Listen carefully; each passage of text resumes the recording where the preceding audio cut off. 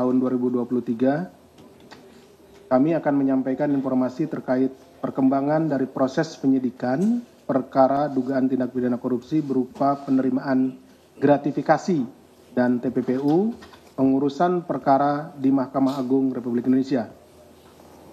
Lanjutan temuan fakta-fakta perbuatan pidana lain saat proses penyidikan perkara suap pengurusan perkara di MARI, KPK kemudian mengembangkan perkaranya dan berdasarkan kecukupan alat bukti kemudian dinaikkan ke tahap penyidikan untuk dugaan penerimaan gratifikasi, disertai tindakan dan upaya menempatkan, mentransfer, mengalihkan, menukarkan dengan mata uang asing sebagai TPPU.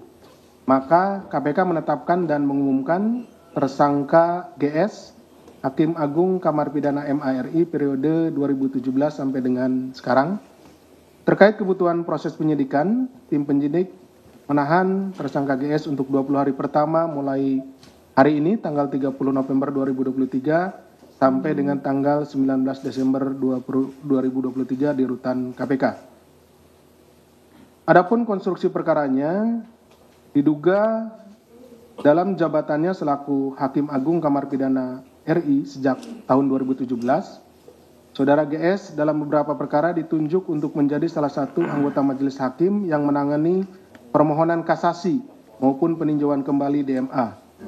Untuk perkara yang pernah disidangkan dan diputus Saudara GS selaku Hakim Agungnya, terdapat pengondisian terkait amar isi putusan yang mengakomodir keinginan dan menguntungkan pihak-pihak berperkara yang mengajukan upaya hukum di Mahkamah Agung. Dari pengkondisian isi amar putusan tersebut, GS menerima pemberian sejumlah uang sebagai bentuk penerimaan gratifikasi, diantaranya untuk putusan dalam perkara kasasi dengan terdakwa Edi Prabowo, Rainer Abdul Rahman Latif, dan peninjauan kembali terpidana Jafar Abdul Ghaffar. Sebagai bukti permulaan awal di mana dalam kurun waktu 2018 sampai dengan 2022 ditemukan adanya aliran uang berupa penerimaan gratifikasi sejumlah kurang lebih 15 miliar. Atas penerimaan gratifikasi dimaksud, Saudara GS kemudian melakukan pembelian berbagai aset bernilai ekonomis, diantaranya adalah satu pembelian cash 1 unit rumah yang berlokasi di salah satu klaster di wilayah Cibubur, Jakarta Timur, dengan harga 7,6 miliar. Satu bidang tanah beserta bangunan di wilayah Tanjung Barat, Jagakarsa, Jakarta Selatan dengan harga kurang lebih 5 miliar.